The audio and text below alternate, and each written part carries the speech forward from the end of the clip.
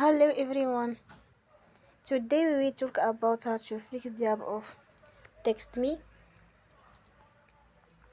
We will go to settings. Then we click on apps. After that you will search the app TextMe and you will click. Then you will on for stop. After that you will go to storage. Then we click on clear cache.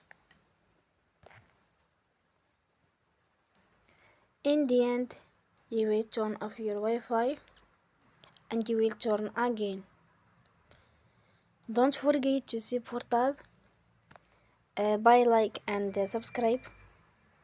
See you next time and thank you for watching.